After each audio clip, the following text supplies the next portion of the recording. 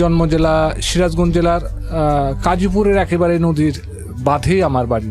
ঠিক আছে, শুরু করেন। কি আপনার গল্প? হ্যাঁ, শুরু করেন প্লিজ। আমার গল্পটা হলো এই যে আমি ছোটবেলায় আসলে আমরা ভাই বোন ছিলাম বেশি। আমরা 5 ভাই 3 বোন, 1 বোন মারা গেছে আর কি। বাবা একজন চাকরিজীবী ছিলেন। তো আমি আমার পছন্দ মাফিকই বিয়েটা করি আর কি। আচ্ছা আচ্ছা, এটা গেল আমার প্রথম জীবনের কথা। বিয়ে করার পর তারপরে আমার ফ্যামিলিগতভাবে মেনেও নেয়। নেওয়ার পরে তারপরে আমার মিসেস সন্তান সম্ভব হয় আর কি। কি করতেন তখন আপনি পেশায়? আমি তখন আমি সমাজ সেবায় ওই গ্রামে ঋণ বিতরণ করতাম। এটা ছিল আপনার খালেদা জিয়ার আমলের একটা প্রজেক্ট চালু হয়েছিল সমাজ সেবা অধিদপ্তর থেকে, যেটাকে এতিম বা এই ধরনের একটা ছিল আর কি, একটা ফান্ড ছিল। সেখান থেকে অসহায়দের টাকা দেওয়া হতো, কিছু ঋণ বিতরণ করা হতো এবং সেটা বিনামূল্য সুদবিহীন সেই ঋণ বিতরণের আমি কাজ করতাম আর কি। পাশাপাশি আমি আমার চাহিদা মোতাবেক সময় সাপেক্ষে আমি একটা টিউশনিও করতাম। আচ্ছা। তো তারপরে আমার এটা কিন্তু আমার ছিল গভর্নমেন্ট নয়, এটা আমি একটা দৈনিক মজুরি হিসাবে পেতাম আর কি। হ্যাঁ, তো আমার স্ত্রী সন্তান সম্ভব হওয়ার কারণে ওই দেখতাম যে আমার মার সাথে আমার স্ত্রীর মানে মা ওইভাবে একটা আমাদের দেশে বলবো না কিভাবে বলবো যে একটা বউ শাশুড়ির যে একটা থাকে আর কি, দ্বন্দ্ব থাকে বা এরকম। হ্যাঁ, আর যেহেতু আমরা ভাই বোনের সংখ্যাও বেশি ছিলাম, বেশি থাকার কারণে আমার স্ত্রীকে বিরাট 91 একটা বিরাট একটা ফ্যামিলি। আমার স্ত্রীকে সারাদিনই ব্যস্ত থাকতে হয় কাজে। এবং দেখা যায় যে সবাই খাওয়া দাওয়ার পর আমার স্ত্রীকে খেতে হয়। অমকে ফেরে নাই, তমকে ফেরে নাই, হ্যাঁ তুমি বউ মানুষ হয়ে আগেই খাইতে বসবা, এই ধরনের একটা তখনকার সময় ছিল আর কি। হ্যাঁ, দেখা যেত যে সবার রান্না বান্না করে খাওয়া দাওয়া করার পরে তাকে গোসল করতে করতে সন্ধ্যার আগে আগে গোসল করতে হইতো, দুপুরের গোসলটা। হ্যাঁ, তো ওই অবস্থায় এইরকম একটা চাপে ছিল। আর যেহেতু আমি বড় ছিলাম ওই কারণে আমার স্ত্রীর প্রতি একটা চাপ ছিল বেশি। এই একটা পরিস্থিতিতে আমি দেখতাম আমার স্ত্রীটা সারাদিন পরিশ্রম করছে, কিন্তু পরিশ্রম করার পরও দেখা যাচ্ছে যে শাশুড়ির মন পাওয়া যাচ্ছে না। বা এটা যদিও আমার মা, আমি বলি আর কি, আমি খুব লক্ষ্য করছি, এটা আমি অভিযোগে সুরে বলছি না, এটা আমার কোনো মার প্রতি কোনো অভিযোগ নাই, এটা আমি বলছি যে এটা এরকম হয়ে আসছে আর কি, আমি বাস্তবে যেটা দেখেছি আর কি আমার ফ্যামিলির ভিতরে আর কি। তো যখন আমার মিসেস সন্তান সম্ভব হয় তখন আমি কেন জানি আমি আমার ফ্যামিলিকে বিশ্বাস করতে পারছিলাম না, আস্থা করতে পারছিলাম না যে আমার স্ত্রীটা ডেলিভারির সময় ঠিক মতো সে সেবাটা নার্সিংটা পাবে কিনা আমার ফ্যামিলির কাছ থেকে। আমি ওই ফেইথটুকু হারিয়ে ফেলছিলাম তখন। তো আমি এক সময় আমি আমার মিসেসকে বললাম যে তুমি যেভাবে এই অবস্থায় তোমার 8 মাস 9 মাস চলছে, সারাদিন পরিশ্রম করতেছো, তোমার বিশ্রাম নাই, তোমার পুষ্টিকর খাবার ওইভাবে তুমি খেতে পাচ্ছ না, হয়তো খেতে গেলে আমাকে চুপিচাপি খাওয়াইতে হয় বা ওদের দেখা গেলে সেটা নিয়ে আবার পরে কথা হয়, তুমি কোথায় ডেলিভারিটা কোথায় হবে, আমার তো মনে হয় যে কি মনে করো, তো আমি মার কাছে যাব। তো বললাম যে কথাটা মন্দ বলো নাই, তখনকার সময়ের কথা তো, বাচ্চার বয়স এখন 29-30 চলে, তখন সেটা এখন হিসাব দিলে তার বাড়তি আর কত হয় তখন। তো আমি আমার শাশুড়িকে বললাম যে আপনি মেয়েদের নিয়ে যান, ওখানে ডেলিভারি হলে বোধহয় ভালো হয়, ও একটু ঠিক মতো বিশ্রামটা করতে পারবে নি, ভালো হবে নি। হ্যাঁ, তো ওনারা এসে নিয়ে যায়, সেটা সিরাজগঞ্জের কাজীপুর থানা। তো এদিকে হয়েছে কি, যমুনার ভাঙনে আমার শ্বশুর বাড়িটা ভেঙে গেছে, তারাও নতুন করে একটা বাড়ি করছে মানে পাশে। হ্যাঁ, এবং এত ভাঙন চাপছে যে এটা বলার মতো না। তো ওই অবস্থায় একটা ভাঙাচুরা বাড়ির ভিতরে সে আমার মিসেস আশ্রয় নিছে, তারাও আসছে, ভাঙা বাড়িটা পুরাও কমপ্লিট হয়েছিল না। ইন দ্য মিন টাইম ওই আমার শ্বশুর ছিলেন না। একটু বলে রাখা ভালো যে আমার শ্বশুরবাড়ির ভিতরে একটু কুসংস্কার তাদের একটু বেশি কাজ করতো, যেমন তাবিজ ঝাড়ফুঁক এগুলো বেশি কাজ করতো আর কি, পানি পড়া এগুলো বেশি কাজ করতো। যেগুলো আমি একেবারেই অপছন্দ করতাম, এবং তাদের কুসংস্কার বেশি ছিল। তাবিজ পুঁতে রাখা, গলায় দেওয়া, কোমরে দেওয়া, এই ওজা ডেকে নিয়ে আসা, জিন তাড়ানো, এগুলো বেশি করতো আর কি, যেটা আমি খুবই অপছন্দ করতাম আর কি। তো যাই হোক, আমি পাঠায় দিলাম। পাঠায় দেওয়ার পর যেদিন ও আমার মিসেসের ব্যথাটা ওঠে আর কি, তো সেদিন আমার শ্বশুর ছিলেন না। তো তার প্রচুর ব্যথা উঠছে সকালে। ব্যথা সকালে ওঠার পর তারা তারা ওই রকম একটা চিন্তা ভাবনা করছে, মানে তারা ওটা বুঝতে পারে নাই। তারা ওই ওখানকার দায়, অপ্রশিক্ষণ প্রাপ্ত দায়, এটা আমার একটা পয়েন্ট, যেটা আমি আমার গল্পে বলতে চাচ্ছিলাম, যে অপ্রশিক্ষণ প্রাপ্ত দায় এটা খুবই ঝুঁকিপূর্ণ। এটা যেটা আমার ফ্যামিলি বা আমার মিসেসের ক্ষেত্রে ঘটেছে আর কি। হ্যাঁ, তো অপ্রশিক্ষণ প্রাপ্ত দায় তাদেরকে নিয়ে আসছে, গ্রামের মহিলা, আয়া, বয়স্ক মহিলা, এদেরকে নিয়ে আসছে। নিয়ে আসার পর তো তার ব্লিডিং হচ্ছিল আর কি প্রচুর, যেটাকে গ্রাম্য ভাষা বলে পানি ভাঙা আর কি। হ্যাঁ, এগুলো হচ্ছিল। হ্যাঁ, তো গ্রামের দায়টাই নিয়ে এসে তারা চেষ্টা করেছে, এক পর্যায়ে তারা টানা হেঁচড়া করেছে বাচ্চাটাকে বের করার জন্য। হ্যাঁ, টানা হেঁচড়া করেছে, তো বাচ্চা তো বের করতেই পারে নাই, ডেলিভারি নর্মালি তো করতেই পারে নাই। দ্বিতীয় কথা হলো এই অপ্রশিক্ষণপ্রাপ্ত দায়, হয়তো আমার মিসেসের কিছু জটিলতা তখন হয়েছিল, কিন্তু তারা যে বলছে আমরা পারবো, আমরা অমুকের মেয়ের করছি, অমুকের বেটার বইয়ের করছি ডেলিভারি, তারা নর্মাল করছি, আমি এত অভিজ্ঞ, আমি এতটা ডেলিভারি করেছি, এরকম আশ্বস্ত করে তোমার মেয়েরটাও করাবো, কিছু হবে না, সমস্যা নেই। কিন্তু জিনিসটার জটিল আকার ধারণ করেছে। এক পর্যায়ে তারা টানা খাসড়া করেছে। টানা খাসড়া করার কারণে আমার ভূগর্ভস্থ সন্তানের পিঠের এখান থেকে মাংস উঠে আসছে, তাদের আঙ্গুলের ইয়াতে মাংস উঠে আসছে। বাচ্চা কিন্তু ভিতরেই রয়ে গেছে, কিন্তু দায়ের হাতে মাংস চলে আসছে। যখন অবস্থা বেগতিক দেখেছে যে রুগী এখন মারা যায় অবস্থা, তখন দায়রা পালাইছে ওখান থেকে। হ্যাঁ, যে রুগী আপনার তাড়াতাড়ি হাসপাতালে নেন। তখন আমার যতদূর মনে পড়ে, আমি পলিটিক্যালি একটু বলি, সে তখন মনে হয় সম্ভবত বিএনপির সময় কি এরশাদের সময় হরতাল চলছিল। এবং গাড়ি ঘোড়া ছিল না, তো অনেক এই চেষ্টা তদবির করে, তখন অত গাড়ি ঘোড়ার প্রচলনও ছিল না। তো বাস চলতো, ওই কোনো রকম করে দৌড়াদৌড়ি করে একটা বাস সংগ্রহ করে নিয়ে রাত্রে, আমি একটু বলি মাঝখানে একটু বলি, ব্যথাটা উঠছে কিন্তু সকালে, সময় গড়ে গেছে কিন্তু সন্ধ্যা পার হয়ে গেছে। রাত্রে সন্ধ্যার পরে, এশার নামাজের পরে তারা মুভ করেছে আমার মিসেসকে নিয়ে সিরাজগঞ্জ সদরে নেওয়ার জন্য। হ্যাঁ, তখন হাসপাতালগুলো এত উন্নত ছিল না। হাসপাতালে নিয়ে যাওয়ার পর, সিরাজগঞ্জ সদর হাসপাতালে নিয়ে যাওয়ার পর রাত্রে ডাক্তার ডেকে নিয়ে, গভীর রাত হয়ে গেছে, রাত্রে ডাক্তার ডেকে নিয়ে এসে তখন ডাক্তার দেখে বলেছে যে পেটের বাচ্চা তো নষ্ট, মানে মারা তো গেছি। এটা আমরা যতদূর আমার ধারণা হচ্ছে যে পেটের বাচ্চা জীবিত নাই। তো রুগীও খুব সিরিয়াস। তো এখন এটা সিজার করতে হবে। সিজার করে এখন এই সিজারের যে ঝুঁকিটা, এখন প্রসূতি যদি মারা যায় সেটা কিন্তু আমরা দায়বদ্ধ না, এটা বরং সইটই দিতে হয়। যাই হোক, অনেক রাত্রে দোকান থেকে ওষুধপত্র নিয়ে এসে সিজার করাইছে। করানোর পর বাচ্চা বের করছে। বের করার পর তারা অনেক ঝাঁকাঝাঁকি করছে, মানে বাচ্চাটাকে কাঁদানোর জন্য পা ধরে ঝাঁকাঝাঁকি করছে। অনেক চেষ্টা করার পর বাচ্চা কেঁদে উঠছে। ধরেন আপনি 25-30 মিনিট, এবং তাকে কি বলবো যে একটা স্পেশাল কেয়ার যে ইউনিট বলে, হ্যাঁ আমি অত ভালো বলতে পারছি না, আইসিইউ বলে না কি বলে, সেখানে নিয়ে যে তাকে অক্সিজেন দিয়ে রাখছে, গ্লাসের ভিতরে অক্সিজেন দিয়ে রাখছে বাচ্চাটাকে। তো মাটা কিন্তু সেভ হয়ে গেল, যদিও মাটা ডাক্তার পরে অপারেশন থিয়েটার থেকে বের হয়েছে, বললো যে না, প্রসূতিটাকে আমরা বাঁচাতে পারছি। বাচ্চাটা কেঁদে উঠছে যদিও, কিন্তু বাচ্চা এইভাবে আছে, এখন অক্সিজেন দিয়ে রাখা হয়েছে।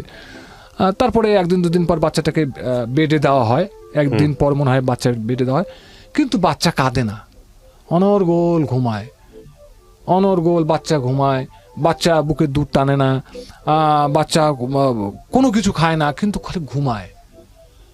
বাস অনেক বুকে দুধ না খাওয়ার কারণে বাচ্চা আরো, মানে সে টানছেই না। হ্যাঁ, তো বাচ্চা আরো উইক হয়ে যাচ্ছে। তো এক পর্যায়ে আমরা তখন সিস্টাররা বললো যে আপনারা দেখো তো একটু ফিটার টিটার দিয়ে খাওয়ানো যায় কিনা, বাচ্চাটা তো বাঁচাইতে হবে। তো চেষ্টা করে ফিটার টিটার দিয়ে খাইলাম, তখন টানলার পর বাচ্চাটা নিয়ে আসলাম। ওই পেট ব্যথা করে হয়তো, বা এটা করে সেটা করে। ওই যে বললাম যে আমার শ্বশুরবাড়ি একটু কুসংস্কার বেশি, পানি পোড়া খাওয়ায়, তাবিজ নিয়ে এসে দেয়, এটা নিয়ে দেয়, সেটা নিয়ে এসে দেয়, সে করে। তো বাচ্চাটা 7 দিন কাঁদার পরে বাচ্চাটা আবার থেমে গেল। আচ্ছা, বাচ্চাটা অলরেডি আমি তখন রাজশাহীতে নিয়ে গেলাম। রাজশাহী নিয়ে যাওয়ার পর আমি তখন রাজশাহীতে থাকতাম। এই 2-3 মাস পর আমার জন্য কেমন সন্দেহ হলো, ওর কি জন্য একটা হইলো মনে হয়। হওয়ার পর আমি একজন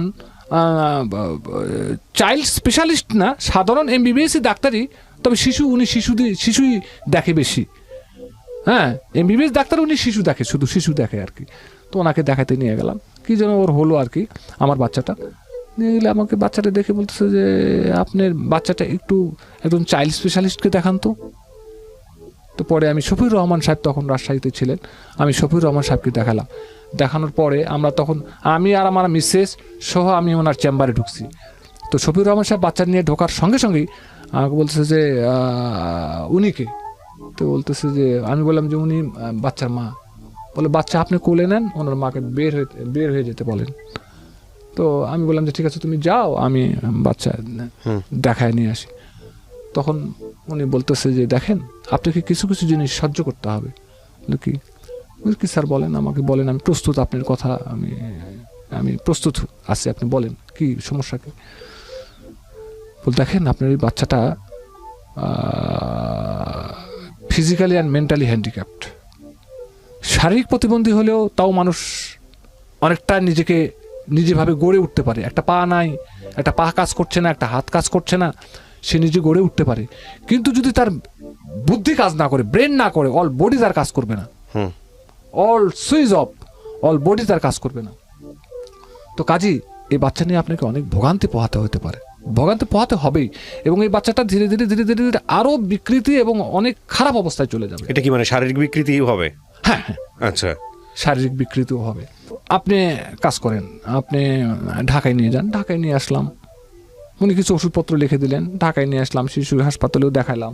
তখন কি বাচ্চার মধ্যে দেখে কোন রকম মনে হচ্ছিল এগুলো সিমটম আছে? হ্যাঁ, সিমটম আছে। দেখে কিরকম মনে হচ্ছিল? কিরকম মনে হচ্ছিল, ও ঘাড় মানে করতেই থাকে। না, আমরা যেমন ঘাড় শক্ত করে, যেমন একটা স্ট্রেট ফরওয়ার্ডে আছে, আমরা ঘাড় যেমন করছি, আমরা ইচ্ছে মাফিক ঘাড় ঘোরাচ্ছি, প্রয়োজন মাফিক। তাছাড়া তোমাদের ঘাড় শক্ত হয়েই থাকে, তাই না? ও ঘাড় কোনোভাবেই করতে পারে না, ও ঘাড় ঘুরে যায় না, ঘাড়ে এরকম। ও আচ্ছা আচ্ছা আচ্ছা, ঘাড় শক্ত করতে পারে না। হ্যাঁ, আর গেল মানে অনর্গল লালা ঝরে। ও, এটা হলো মেন্টাল হ্যান্ডিক্যাপ্টের একটা বড় সিমটম। লালা ঝরবে, লালা একবারে জামা কাপড় ভিজিয়ে ফেলবে। এতে তো অনেক ক্ষতিও হয়, তার শরীরে পানি শূন্যতার ভাবও চলে আসে অনর্গল লালা ঝরলে। এবং যেহেতু সে তার ফিজিক্যাল বুদ্ধি প্রতিবন্ধী হওয়ার কারণে সে নিজে ব্রাশ করতে পারে না, নিজে আপনি টয়লেট করতে পারে না, নিজে টয়লেটের পানি খরচ করতে পারে না, হ্যাঁ, অল টাইম বিছানায় থাকে। হ্যাঁ, তো যাই হোক, আমি সংক্ষেপে বলি আর কি, যে আমি পরেও ঢাকায় নিয়ে আসি। ঢাকায় নিয়ে আসার পর ওখানেও ঢাকা শিশু হাসপাতালে ওখানে শিশু বিকাশ কেন্দ্র একটা আছে আর কি। হ্যাঁ, তো ওনারা বললো যে দেখেন আপনাকে এই বাচ্চার সাথে বেশি বেশি কথা বলতে হবে, আপনাকে বেশি বেশি প্র্যাকটিস করতে হবে, এই বাচ্চাকে বাইরে নিয়ে যেতে হবে। হ্যাঁ, বাচ্চা বাইরের দেখবে, বাইরের জগৎটা দেখবে। আপনি লজ্জা করে কখনো এই বাচ্চা ঘরের ভিতরে বন্দি রাখবেন না, একে বাইরে নিয়ে যাবেন, বেশি বেশি কথা বলবেন, ওর সাথে বেশি মত বিনিময় করবেন, ও আপনার কথা শুনে হাসবে, ধীরে ধীরে ওর ব্রেন কাজ করবে। হ্যাঁ, এবং আপনি ফিজিওথেরাপি করাবেন, ব্যায়াম করাবেন, তাহলে আপনার বাচ্চাটা স্বাভাবিক পর্যায়ে আসবে। তারপরেও আমি এইভাবে চলতেছিলাম। এবং আমি এক পর্যায়ে উন্নত চিকিৎসার জন্য ইন্ডিয়া নিয়ে গেছিলাম, পুনাইতে। সেখানে আমি 6 মাস ছিলাম, তারা ফিজিওথেরাপি দিয়েছিল। যদিও এগুলো অনেক আগেকার কথা, তো সেখানে আমার বাচ্চাটা অনেক ইমপ্রুভ হয়েছিল। আমি অনেক ক্ষতিগ্রস্ত করে আমি সেখান থেকে 6 মাস পর চলে আসি। আচ্ছা, চলে আসার পর কিন্তু এখন আসি আমার ফ্যামিলির দিক দিয়ে কথা। এখন দেখা যায় যে আমার মিসেস কাজ করতে পারে না, বাচ্চা সারা রাত ঘুমায় না। ওকে ছোটবেলা থেকেই হাই পাওয়ারের ঘুমের ওষুধ খাওয়াইতে হয়, যেমন বারবিট, 60, সিডিল, টেনেল, এগুলো কি বাচ্চাকে খাওয়াতে হচ্ছে? হ্যাঁ, তো ওগুলো খাওয়াইতে হইতো। মানে দেখা যেত যে সারা রাত ঘুমাইতো না, চিল্লা চিল্লি করতো, my হাত God. কামড়াইতো, ঠোঁট কামড়াইতো, হ্যাঁ, চিল্লা চিল্লি করে সারা রাত ঘুমানো। আর ওর উপসর্গগুলো মনে হয় রাতে ওর বেশি হয়, হ্যাঁ, দিনে তো আসি। মানে মোট কথা আমি আপনাকে স্যার বুঝাতে চাচ্ছি যে আসলে একটা শারীরিক এবং বুদ্ধি প্রতিবন্ধী বাচ্চাকে সামাল দেওয়া যে কত মা বাবার পক্ষে যে কত কষ্টকর একটা বিষয়, ভয়ানক। এটা ঠিক সচক্ষে না দেখলে আমি ঠিক ভাষা দিয়ে আপনাকে বুঝাতে পারবো না। যে একটা মাকে অথবা একটা বাবাকে সারাক্ষণ ওই বাচ্চা নিয়ে থাকতে হয়, তার পক্ষে কোনো ক্রমেই সম্ভব হয় না নিজে রান্না করে খাওয়ার মতো পরিস্থিতি, অথবা সংসারে অন্য কোনো কাজ করার। হ্যাঁ, দেখা যায় ছোট্ট সংসার হলেও, স্বামী স্ত্রী দুজন হলেও দেখা যায় যে অন্য লোক দিয়ে কাজ করে খেতে হয়, রান্না করে খেতে হয়, ঘর ঝাড়ু দিতে হয়, অন্য লোক ডেকে নিয়েছি। সামান্য একটা ছোট্ট সংসার স্বামী স্ত্রী, তারপরেও কাজ করাইতে হয়। তো যাই হোক, এই যে একটা সমস্যা, আমার মিসেস কাজ করতে পারে না, বাচ্চা নিয়ে থাকে, হ্যাঁ, তারপর বাচ্চাটা ঘুমাতে দেয় না, পরিবারের অন্য কাউকে ঘুমাতে দেয় না। ইন দি মিন টাইম আমার চাকরিটাও চলে যায় গভর্নমেন্ট ফল্ট করার কারণে ওই প্রজেক্টটা শেষ হয়ে যায়। বিএনপির ওই প্রজেক্টটা শেষ হয়ে যায়, দুস্থদের জন্য যে একটা ফান্ড করা হয়েছিল, সেই প্রজেক্টটা শেষ হয়ে যায়, ঋণ বিতরণ বন্ধ হয়ে যায়। আমরা যারা মাস্টার রোলে ছিলাম, দিন মজুরিতে ছিলাম, তাদেরকে ছাঁটাই করে দেওয়া, ওটা পুরাই স্টপ। আমরা বেকার হয়ে যাই। বেকার হয়ে গেলে আমি আরও সংসারের কাছে একটা বোঝা হয়ে গেলাম। একটা আমার স্ত্রীর সাথে আমার পরিবারের শাশুড়ি এবং আমার পরিবারের মা বাবার সঙ্গে তাদের এক পর্যায়ে তারা আমাকে ঠিক বাড়ি থেকে বের করেই দেয়। আচ্ছা, আমি এই মানে একটা 4-5 বছরের বাচ্চাকে নিয়ে আমি মানে শুধু পরনে যাচ্ছিল, এই পরনের ওইটা নিয়ে আমি চলে এসে আমার এক ভাইয়ের বাড়িতে উঠি। ভাইয়ের বাড়িতে উঠে আমি 1 মাস থাকতে পারছিলাম। সেখানেও তারা বাচ্চাটা দেখে আর আমার বেকার জীবন এবং আমার অসহায় অবস্থা দেখে তারাও আমাকে তার বাড়ি থেকে বের করে দেওয়ার পর আমি ভাড়া বাড়িতে উঠি। ভাড়া বাড়িতে ওঠার পর 2টা বাড়ি ভাড়া বাড়িতে উঠেছিলাম। ভাড়া বাড়িতে ওঠার পর তখন বাড়িওয়ালারাও আমাকে বের করে দেয় যে না, আপনি বাচ্চা নিয়ে আমার এই বাড়িতে থাকতে পারবেন না, আপনি বাসা ছাড়েন। অভিমান করে আজ 25 বছর হলো আমি পরিবার থেকে বিচ্ছিন্ন অবস্থায় আছি। আমি আমার জীবন গল্প অনুষ্ঠানের মাধ্যমে আমি আমার আপন ঠিকানায় ফিরতে চাই। বিচ্ছিন্ন অবস্থায় আছেন বলতে কি বোঝান, বলেন তো আমাকে একটু বলেন। আমি আজ 25 বছর হলো আমি আমার ভাই বোন মা থেকে বিচ্ছিন্ন অবস্থায় আছি। আমি অভিমান করে যাইও না। বাচ্চার কি করলেন? বাচ্চা এখনো আছে। বাচ্চা তো এখন তো স্যার শেষ পর্যায়ে বলতে এখন তাকে কোথায় থাকলেন আপনি? ও বের হয়ে এসে কোথায় থাকলেন? আমি এখন একটা গার্মেন্টসে চাকরি করি। না, আপনি তো আপনাকে থাকতে দিল না ভাড়া বাসায়। জি। বের হয়ে কোথায় গেলেন? জি, বের হয়ে স্যার আমি আমার শাশুড়ির ওখানে উঠি, আমার শ্বশুর বাড়িতে উঠি। আচ্ছা, তারপর শ্বশুর বাড়িতে ওঠার পর এখন শ্বশুর বাড়িতে কতদিন থাকা যায় বলেন? তো তখন আমি বিভিন্ন জায়গায় খুঁজতেছিলাম। তো আমাদের এলাকাটা হলো একটা গার্মেন্টসের এলাকা। যেমন আমাদের এলাকায় আমাদের একজন শিল্পপতি আছেন, শ্রদ্ধেয় স্ট্যান্ডার্ড গ্রুপের শ্রদ্ধেয় ইঞ্জিনিয়ার মোশারফ স্যার। আমি ওনার কোনো না কোনোভাবে ওনার নজরে আমার অবস্থাটা নজরে কাড়ার চেষ্টা করি। উনি অত্যন্ত দয়া পরবশ হয়ে আমাকে গার্মেন্টসের চাকরি দেয়। গার্মেন্টসের চাকরি দেওয়ার পর আমি যে এখন গার্মেন্টসের চাকরি করে খাচ্ছি, আমি এই মানে খুব বয়স্ক লোক হিসাবে আমি ঢুকছি। তো এখনও গার্মেন্টসের চাকরিটা অত্যন্ত খারাপ পজিশনে চলতেছে। এখন কোনো অর্ডার নাই, ব্যবসা বাণিজ্য খারাপ চলছে দীর্ঘদিনের লকডাউনের কারণে। তো যাই হোক, আমি যেটা বলতে চাচ্ছিলাম যে আমি এই 25টি বছর আমি পরিবার থেকে বিচ্ছিন্ন অবস্থায় আছি। আমার প্রতি যে অন্যায়টা করা হয়েছে, আমার এটা তো গেলো আমার পরিবার বাইরেও তো আরো ঘটনা আছে যে আমার প্রতি যে অন্যায়টা করা হয়েছে, সে অন্যায়গুলা কি বলেন আপনি? না বললে তো হবে না। যেমন আমার স্ত্রীর অধিকার ছিল, তার একটু বিশ্রামের প্রয়োজন ছিল। আমার মা আমার ভাই বোনদের তো অবশ্যই সে সন্তান সম্ভব ছিল, তার দিকে তো একটু দৃষ্টি দেওয়া উচিত ছিল।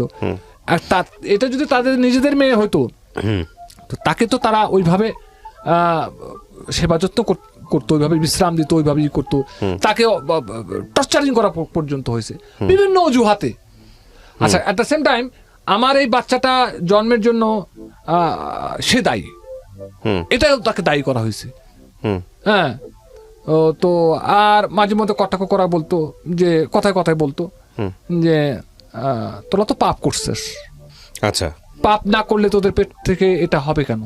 তা আমার প্রশ্ন হলো এই, আমি জাতির কাছে প্রশ্ন রাখতে চাই যে এটা তো পাপের ফসল হতে পারে না। আমি বলবো এটা সৌভাগ্যের ফসল, কেননা এটা সবার ঘরে হয় না। আল্লাহ পাক এটা দেওয়ার আগে খুব চিন্তা ভাবনা করছে যে কারা এটা সহ্য করতে পারবে। আমি সহ্য করতে পারবো বিধায় আল্লাহ পাক আমাকে দিয়েছে। আমি 29টা বছর 30টা বছর একে লালন পালন করছি, একে সেবা যত্ন করছি। আমি শেষ, আমার জীবন শেষ। আমার দিকে তাকালে তো পক্ষে অনুমান করতে পারেন স্যার যে আমি এখন কত বার্ধক্যে চলে গেছি, এবং আমার এখন প্রেশার এখন অনেক বেশি, আমি এখন অসুস্থ হয়ে গেছি। এই বাচ্চাটার কিভাবে কি করতে হলো? এই 29-30 বছর কি করলেন? কতটুকু তার প্রোগ্রেস, কি করতে পারে আমাকে একটু বলেন তো বিস্তারিত। এখন মূলত যে জিনিসগুলো, সেই জিনিসগুলো হলো এই যে ওর প্রচুর ওষুধ লাগে, প্রচুর ওষুধ লাগে। ও কি হাঁটাচলা করতে পারে? জি, ও হাঁটাচলা করতে না পারে? না, তো হাঁটাচলা তো করতে পারবে না। ফিজিক্যালি তো বুদ্ধি প্রতিবন্ধী এবং শারীরিক এবং বোধ, এটাকে বলা হয় বহুমাত্রিক, বাংলায় বলা হয় বহুমাত্রিক প্রতিবন্ধী। 24 আওয়ার্সই বেডে থাকে। তো এর বাথরুম টাথরুম এগুলা? বাথরুম বিছানাই করে। ক্লিন করে কে? মা করে। এই 29 বছর ধরে? 29 বছর ধরে। ওর মায়ের এদিক দিয়ে ঘা হয়ে গেছে, ওর মায়ের এগুলো দিয়ে ঘা হয়ে গেছে, তার মায়ের ঘা হয়ে গেছে। সে সারা রাত ঘুমাইতে পারে না, সারা রাত ঘুমাইতে পারে না। ওষুধ এখন কাজ করছে না। 29 বছর তাকে ঘুমের ট্যাবলেট খাওয়ানোর পরও সেই ট্যাবলেটগুলো এখন তার শরীরে রেজিস্ট্যান্ট হয়ে গেছে, যেটাকে বলা হয়, আমি ওর সঠিক কথা ভালোভাবে বলতে পারছি না, যে ওষুধগুলো তার শরীরে এখন রিয়াকশন করছে না, কাজ করছে না। এখন হাই পাওয়ারের পরে ঘুমের ট্যাবলেট খাওয়াও সে ঘুম আসে না, সারা রাত চিল্লাচিল্লি করে, তার মার ঘুম হয় না। সে 29 বছর হলো, সে সকালে আমাকে ফোন দিয়ে বলে সারা রাত ঘুমাতে দেয় নাই। আমি আমি আমি তো মাথা দাঁড়াতে পারছি না। আপনি কোথায়, আপনি কি করেন? আমি স্যার গার্মেন্টসে চাকরি করি, সাভারে আছি। এটা গার্মেন্টসে জব করেন? জি স্যার। এরপরে বাচ্চা কাচ্চা নেন নাই? না, এরপরে বাচ্চা কাচ্চা বলতে কি আমি 2বার ট্রাই করেছিলাম, কিন্তু ওর অ্যাবর্শন হয়ে গেছিল।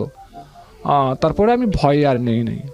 আর ডাক্তারও আমাকে নিষেধ করেছিল যে আসলে আপনার মিসেস বাচ্চা নিতে গেলে খুব ঝুঁকি আছে, কারণ এই বাচ্চাটাকে হ্যান্ডেলিং করতে যে তার পেটের বাচ্চাটায় আঘাত পায়, কারণ একে কোলে করে নিয়ে থাকতে হয়, বসে খাওয়াইতে হয়, অনেকক্ষণ বসে খাওয়ায়, বসে বসে ভাত ছেনে। আমার মনে হয় যে ধানমন্ডি, বাড়িধারা, বনানী, ঢাকা শহরে আমার মনে হয় হাতে লেখা দরখাস্ত 5000 গেছে। এই সবার কাছাকাছি? সবার কাছাকাছি। কি হতো দরখাস্ত পাঠানোর পরে?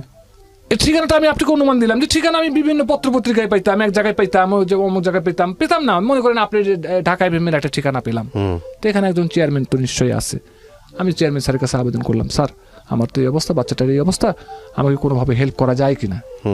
হ্যাঁ, তো এই ধরনের আর কি ঠিকানা, বিভিন্ন এনার্জি প্যাক, কি বলে আপনার বিভিন্ন দোকান টোকান, বড় বড় শপ টপ আছে না, দোকান টোকান আছে, এগুলো দোকান পেলেই পেপারে কেউ অ্যাডভার্টাইজ দেয়, অনেক সময় পেপারে অনেক অ্যাডভার্টাইজ দেয়।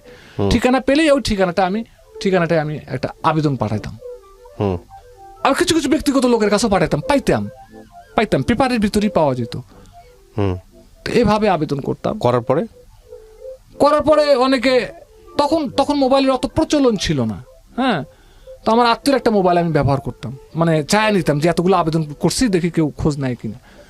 অনেকে কৌতূহলবশত ফোন করে, মনে করে যেগুলো উড়ু চিঠি, অনেক কৌতূহলবশত ফোন করতো, বলতাম আমরাই যোগাযোগ করবো। তখন বলতাম স্যার আমি পাঠাইছিলাম আবেদনটা, আপনারা একটু দেখেন, কারণ আমি তো বাংলাদেশের একটা এরিয়ার ভিতরে আছি, কাজীপুর, সিরাজগঞ্জ, ধনুট, সারিয়াকান্দি বা এই ধরনের জায়গাগুলো, যেটাই বলি না কেন, বরগুনা, চট্টগ্রাম, এগুলো তো বাংলাদেশের ম্যাপের ভিতরে। হ্যাঁ, তো এখানে আমি যে জায়গায়, আমার বাড়ি মেঘাইতে, কাজীপুরে, সিরাজগঞ্জে, সেখানে আমার একটা থানা আছে, সেখানে আমার একটা চেয়ারম্যান আছে। আপনারা সামর্থ্যবান যারা আছেন তারা এগিয়ে আসবেন, দেখবেন, সরজমিনে দেখবেন যে আমার পরিস্থিতির কি, বাচ্চাটার পরিস্থিতির কি, কীভাবে ফ্যামিলিটাকে একটু সাপোর্ট দেওয়া যায়। এইভাবে আবেদন করতাম। অনেকে ফোন করতো, রসিকতা করতো। হ্যাঁ, অনেকে, আমি একটা হুইল চেয়ারের পর্যন্ত আবেদন করেছিলাম, যেটা আমাকে একটা হুইল চেয়ার দেওয়া হোক। বাচ্চা দীর্ঘদিন হলো ঘরের ভিতরে বন্দি অবস্থায় আছে, আমাকে ফোন দিয়ে ঢাকায় নিয়ে আসা হয়েছে। আমাকে ফোন দিয়ে ঢাকায় নিয়ে আসা হয়েছে। নিয়ে এসে আমাকে বলছে যে আপনি হোটেলেও, যে কোনো একটা হোটেলে আমাকে বলছে ওর ঠিকানাটা দিছে যে ওই হোটেলে আপনি দেখা করেন। দেখা করছি, সেখানে আমাকে ঘন্টার পর ঘন্টা বসিয়ে রেখে আমাকে হুইল চেয়ার না দিয়ে বিদায় করে দেওয়া হয়েছে। একটা হুইল চেয়ারের জন্য? একটা হুইল চেয়ারের জন্য। আমি আসছি গাজীপুর থেকে, বলছে যে আপনি আসেন আমাদের এই অমুক জায়গায় আসেন, আপনাকে একটা হুইল চেয়ার দেওয়া হবে আপনার বাচ্চাকে, আপনি চলে আসেন। আসছি, দীর্ঘক্ষণ বসে থাকছি, ফোন দিয়েছি, হ্যাঁ ফোন ধরে নাই, অথচ বসে তো আমি খোঁজ নিয়েছি সেই হোটেলে যে অমুক কে আসে, বলে হ্যাঁ আসে। কিন্তু পরে আর আমি এই যে 3 ঘন্টা 4 ঘন্টা আমি বাসায় যে বাড়িতে যে আমার বাচ্চাকে বুকে জড়ায় ধরে অঝরে কেঁদেছি, বলে আসছিলাম বাবা তোমার একটা হুইল চেয়ারের ব্যবস্থা হবে এবার, হ্যাঁ তোমার একটা হুইল চেয়ারের ব্যবস্থা হবে, তুমি বাইরে ঘুরতে পারবা। বলে আসলাম বাচ্চাকে। আমি বাড়িতে এসে ঢাকায় এসে আমি হুইল চেয়ার না নিয়ে বুকটা একভাবে চেপে ধরে আমি বাড়িতে চলে গেছি, গাজীপুর সিরাজগঞ্জে চলে গেছি। চলে যেয়ে আমি বাচ্চা ধরে হাও মাও করে কেঁদেছি। তখন কোনো এক ব্যক্তি আমাকে কোনো এক সময় হেল্প করেছিল। আমি এই কষ্টের কথাটা ওনাকে বলি। আচ্ছা। ওনাকে বলার পর উনি পরে একটা হুইল চেয়ার দিয়েছিলেন। একেবারে 7 দিনের ভিতরে হুইল চেয়ার নিয়ে ওনার প্রাইভেট কার করে নিয়ে আমাকে একটা বাসায় আমাকে হুইল চেয়ার পৌঁছায় দিয়ে গেছিলেন, আমি আমার কষ্টের বলার কারণে।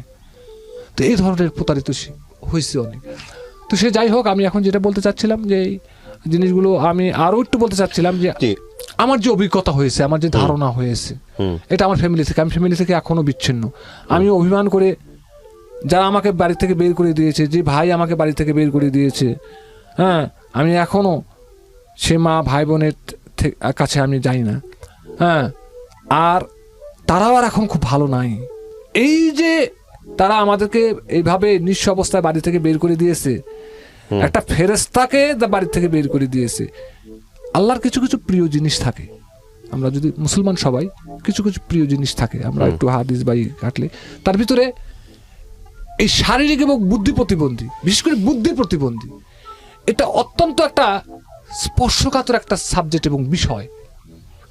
আমি যেখানে আমার নিজের বাচ্চা কেন, আমি যেখানে এরকম বাচ্চা দেখতে গেছি, আমি একটা বাচ্চা দেখতে গেছি, অন্য একটা বাচ্চা দেখতে গেছি, দেখতে যে ওই বাচ্চাটা দেখতে যে আমার বাচ্চাটার ছবি ভেসে উঠছে, এটা আমার বাচ্চা। আমি যথাসাধ্য চেষ্টা করেছি আমার তরফ থেকে তাকে সাপোর্ট দেওয়ার জন্য। তো যে ফ্যামিলি থেকে আমি এত কষ্ট পেয়েছি, সেই ফ্যামিলি থেকে এখনও বিচ্ছিন্ন অবস্থায় আছি। আমার কথা হলো এই যে তারা যদি আমাকে আবার যদি তারা আমাকে এইভাবে বলে যে তারা ভাইয়া কি আমরা ভুল করেছি, আসলে আমাদের ভুল হয়ে গেছে, তুমি আবার আসো, আমার কাছে ক্ষমা চাইতে হবে বা আমাকে ভুল স্বীকার করতে হবে, জাতির কাছে চাইতে হবে যে এই ধরনের কাজটা ঠিক হয় নাই। এটা সন্তানের কি দরকার আপনার ফ্যামিলিতে ফেরার? জি, কি দরকার ফ্যামিলিতে ফেরার? আমি জানি আপনিও বোধ হয় এই ধরনের একটা অভিমান করেই কথাটা বললেন। না, অভিমান না, আপনার দরকারটা কি? আপনি এত বছর ফেরেন নাই, না ফেরার পিছনে যুক্তি ছিল, আপনি এখন কেন ফিরতে চান? না ফিরতে চাই তা তো না, আসলে দেখেন আমরা আমাদের সব নারীর একটা টান আছে, খারাপ লাগে, হাজার হলে মা, হাজার হলে ভাই, হাজার হলে বোন, যখন শুনি তারা খুব খারাপ অবস্থায় আছে, আমি তো শেষ। জমি জমা সব নদী গর্ভে, বলার অপেক্ষা রাখে না। গাজীপুর সম্পর্কে আমার মনে হয় না যে আপনার ধারণা নাই, অবশ্যই আপনার ধারণা আছে গাজীপুর সম্পর্কে। জমি জমা, সে গার্মেন্টসে একটা চাকরি করি, আমি এখানে ব্যাচেলার থাকি, ফ্যামিলি থাকে আমার বাড়িতে, ওই বাচ্চাটাকে নিয়ে আসা সম্ভব না। আচ্ছা, দ্বিতীয় কথা হলো এখানে আনলে এখানেও বাড়িওয়ালারা বের করে দিবে, প্লাস একটা রুমের মধ্যে বাচ্চাকে রাখা কোনো ক্রমে সম্ভব না। বাচ্চাটার জন্য অত্যন্ত পানি লাগে, বিছানায় ঘন ঘন পায়খানা প্রস্রাব করে, পানি লাগে বেশি, বাড়িওয়ালারা ক্যাট ক্যাট খ্যাট ঘ্যাট ঘ্যাট করবে, এই কারণে আনা হয় না। আর বাচ্চাটা একটা লিমিট জায়গার মধ্যে থাকে। একটা রুম মানে কি, শহর দেখেন না, একটা শহরের 5,000 টাকা ভাড়া একটা রুম, এখানে রুম ভাড়া, বাসা ভাড়া না, রুম ভাড়া। তো ওখানে একটা খোলামেলা জায়গাতে আছে, একটু বাড়ি টাড়ি নিয়ে যাওয়া যায়। তখন যে কথাটা স্যার আপনি বলছিলেন যে কি দরকার আছে, আপনার কথাটা আপনি ঠিক আছে, যে আমার জীবনের আর কয় বছরে অবশিষ্ট আছে। এখন ধরেন এখন যদি আমার 55, 56, 57 বছর বয়স যদি চলে, এখন বাংলাদেশের অধিকাংশই দেখা যাচ্ছে যে আমার আত্মীয় স্বজন বা বন্ধু বান্ধবের ভিতর বা আমার যারা লেখাপড়া করে তারাও হয়তো 60-65 বা অনেকে মারাই গেছে। আমার আর কয়দিন, তারপরও খারাপ লাগে। কিন্তু আমি খুব অভিমানী একজন লোক, কারণ আমার এই বাচ্চাটা ফেরেশতা তুল্য বাচ্চা। এই বাচ্চাকে যারা অবহেলা করেছে, বাচ্চাকে যারা কষ্ট দিয়েছে, আমি আগ্রহ করে তাদের কাছে যাব না। আপনি গল্পটা কেন বললেন আজকে রেডিওতে? আমি গল্পটাই কারণে বললাম যে সুন্দর প্রশ্ন করেছেন, যেটার মাধ্যমে হয়তো বা আমি কিছু কথা আমি আপনাকে বলতে পারি। এই কারণেই বললাম, এরকম ঘটনা যে শুধু আমার ক্ষেত্রেই ঘটেছে তা কিন্তু নয়। আমি হয়তো বলার সুযোগ পেলাম, আমাকে অনেক কষ্ট করে আমাকে স্টুডিওতে আসতে হয়েছে, অনেক কষ্ট করে, এবং আমি একটা দীর্ঘ সাগর পাড়ি দিয়ে আমি আজকে এখানে এসেছি। সবার পক্ষে কি সম্ভব? আপনার পক্ষে কি সবার গল্প জানা সম্ভব?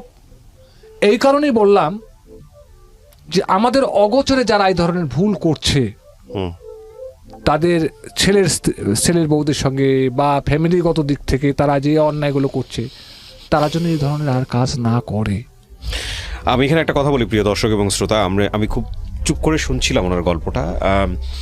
এটা খুব অল্প সময় শেষ হয়েছে গল্পটা, কিন্তু এটা আসলে ঘন্টার পর ঘন্টা বলার মতো গল্প। এই গল্পটা যদি ওনার মায়ের মুখ থেকে বের হতো, তাহলে এই গল্পটা হয়তো আরও অনেক অনেক বেশি তথ্যবহুল হতো, আরও অনেক বেশি হৃদয়গ্রাহী হতো, আরও অনেক বেশি কষ্টকর হতো। বিশেষ করে যিনি প্রতিবন্ধী, তার মার কথা, মানে ওনার ওয়াইফের কথা আমি বলছি। আমি জানি না যে আল্লাহ কাকে কখন কিভাবে পরীক্ষা নেন। উনি যা এখানে বললেন সব কিছু যদি সত্যি হয়ে থাকে, তাহলে নিঃসন্দেহে এনারা দুজনেই খুব ভালো মা এবং বাবা, এ ব্যাপারে কোনো সন্দেহ নাই। প্রতিবন্ধী বাচ্চার প্রতিবন্ধিতার লেভেল থাকে, তো এটা অনেকগুলো লেভেল আছে, যারা এগুলো নিয়ে কাজ করেন তারা জানেন।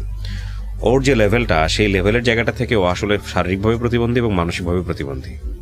ওর জীবন দশায় 24-25 বছর ও শুধু বিছানায় কাটিয়েছে, এবং খাওয়া দাওয়া 29 বছর, খাওয়া দাওয়া, ঘুম, বাথরুম, ঝুঁকিপূর্ণ অবস্থায় আছে, সব কিছু হচ্ছে ওর ওইখানে এবং বিছানাতে।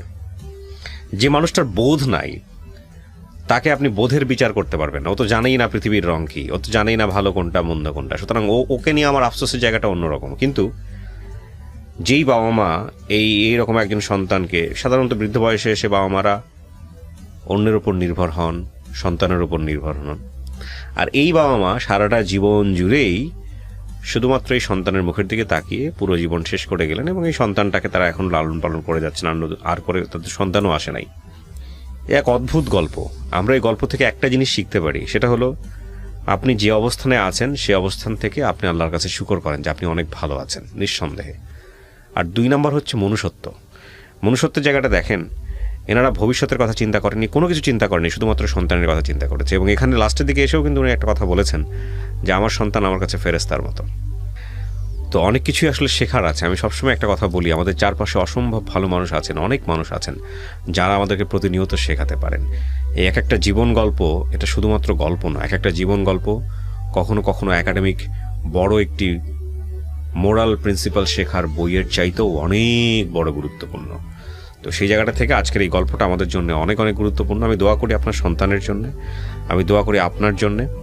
আপনি এখানে এসছেন, এটা অনেক মানুষের জীবন দর্শনকে চেঞ্জ করে দেবে। আপনার বাচ্চা যাতে ভালো থাকে সে বিষয়ে আমি অনেক অনেক ধন্যবাদ জানাই, এবং অনেক কাঠখড় পুড়িয়ে আপনি এখানে এসছেন, যেটা আপনি বলছিলেন, সেই বিষয়েও আপনার যে আগ্রহ সেটাকেও আমি সাধুবাদ জানাই। প্রিয় দর্শক এবং শ্রোতা, আমরা শেষ করছি আজকের মতো জীবন গল্প। আবু হানিফের যে গল্পটা, এটা আমরা সরজমিনে ইনভেস্টিগেট করিনি, ওনার মুখ থেকে বলা গল্প। এরপরেও